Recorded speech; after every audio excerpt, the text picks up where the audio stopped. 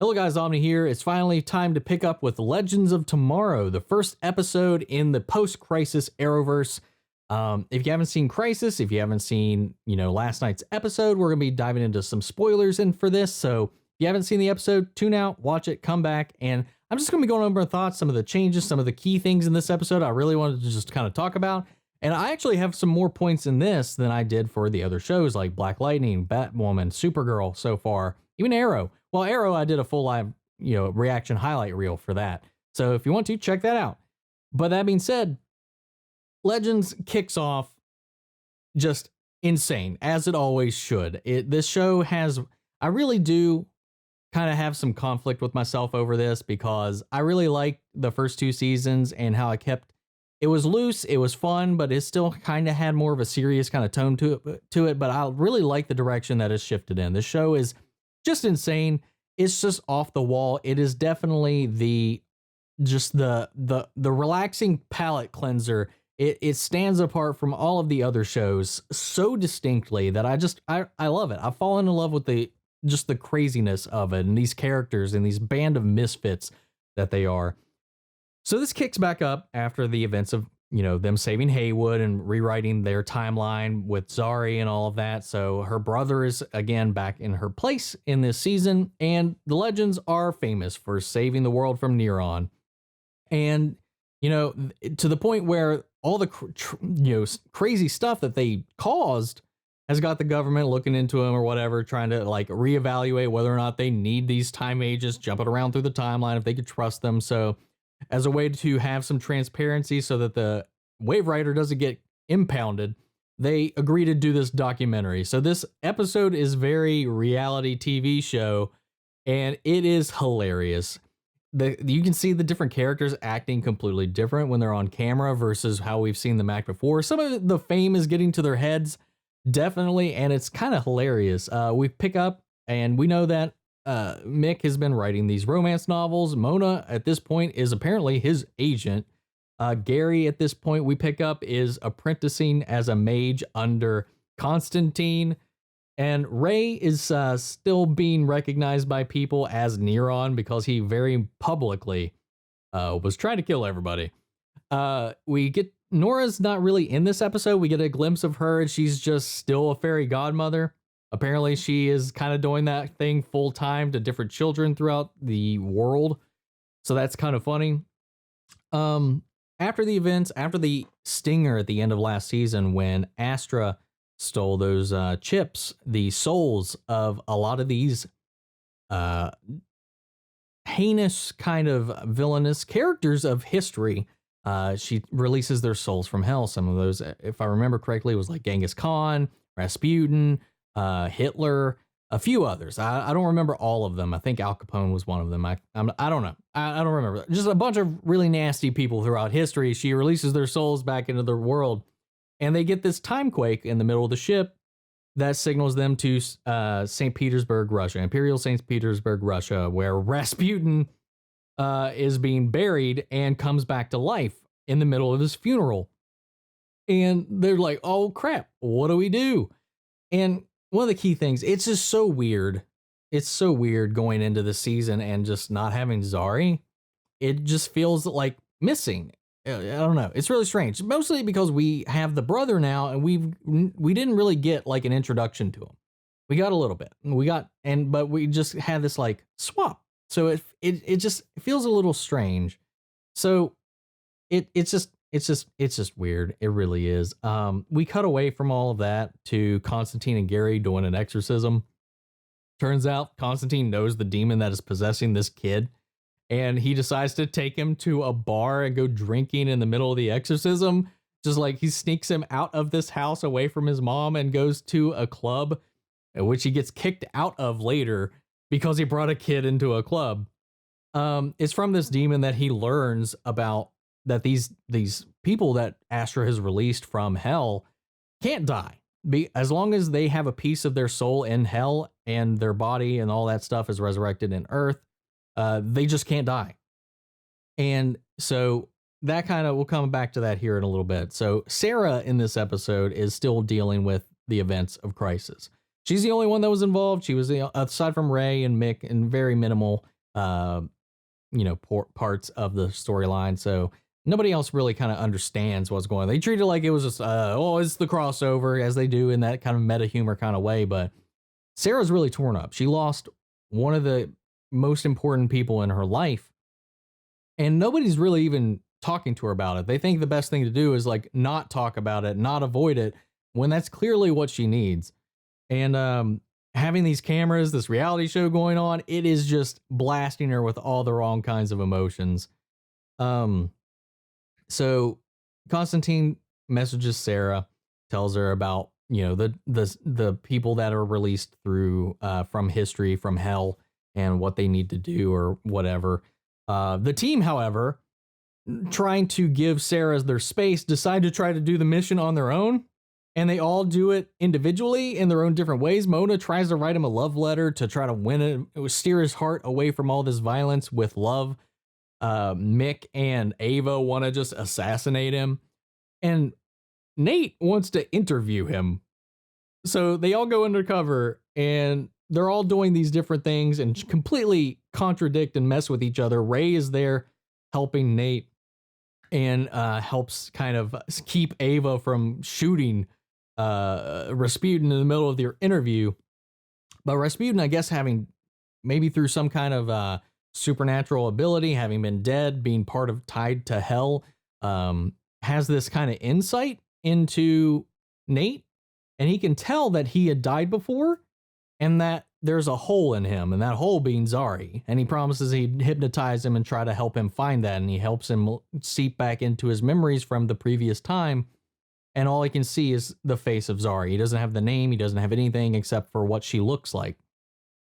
And the things just go astray. They all get caught up in all this mess. The camera crew gets captured by Rasputin, and they all just kind of get, the whole mission gets screwed up. So while all their covers are blown, Sarah goes off on them for not really being what she needs in this moment, her friends. And this whole thing just ensues between them all. During all this time, too, I forgot to mention, Gideon is broken. After the timeline changes, the events, crisis, Gideon is not functioning properly because her databanks or memories are all conflicting with each other because of all the alternating timelines and Earths that got deleted. So they're trying to fix that throughout this as well. So Sarah goes back in and she's like, you know what? Screw this. Me and Zari's brother, I can't even remember his name, go. And there's like, everybody else's cover's blown. We got to stop Rasputin. So they go in, they go undercover, and they're trying to take care of it themselves. And again, the team realizes this and they finally decide to back Sarah and do the friendly thing to not let her do these things alone. It's kind of a metaphor for not just this, but Oliver as well. There's a moment too when Ava's trying to also kind of find her way because she's not good with emotions, but trying to console Sarah. She thinks to give her like a card, some kind of little card thing that's really not something that, when we see what she actually wrote, was not something she would have wanted Sarah to read in that moment, because she pretty much is just dogging Oliver completely. No, not the right way. But Zari's brother gives her this little card. This is a little cute doodle of these little chibi Laurel, Sarah, and Oliver things at a little table, having these little drinkies, and it was just adorable. I loved it. Completely off the wall. Didn't matter to the story. I just like that. Because when she got that, Sarah actually lit up to that and was talking about how these consolation cards that would have been just such a terrible idea, but what that little doodle was something she actually thought was thoughtful, and Ava was overhearing this. You know, that classic kind of thing where she's like, oh, the thing I was going to do actually was the wrong thing to do, so I'm going to go try to figure that out and fix it. Stupid, but charming in this show, and I just like how they play around with all that. Anyway, Sarah gets caught. Their cover gets blown as well. The whole team shows up, and it's just this crazy romp and ride throughout this whole thing. And they can't kill Rasputin. They do all kinds of stuff. They try to shoot him. They throw a knife into him. They can't kill him. And so their solution at the time was that Ray got stuck small. So she grabs Ray, Sarah grabs Ray and just throws him into Rasputin's mouth when he's screaming. Ray not really being able to see what's going on because now he's inside of Rasputin, everything's dark. Sarah just tells him, Ray, trust me, you just need to grow. And he goes along with it, and he grows. The Thanos up, the Ant-Man up Thanos's butt thing definitely pays off in this, because Adam gets swallowed, he grows, and just erupts Rasputin in just blood, as he's just covered in his viscera, and everybody else is just covered in the remains of Rasputin. And he's just like, what did you make me do? I freaking loved it. Realizing that the fame is really getting to all their heads, that they can't really be themselves anymore because of this, and now that the producer of this documentary wants to make this an ongoing show and do this in every episode, they like sabotage the documentary during the Q&A by saying it was all fake, CGI, none of the stuff's real, time travel's fake, and all this stuff, and just get it all canceled.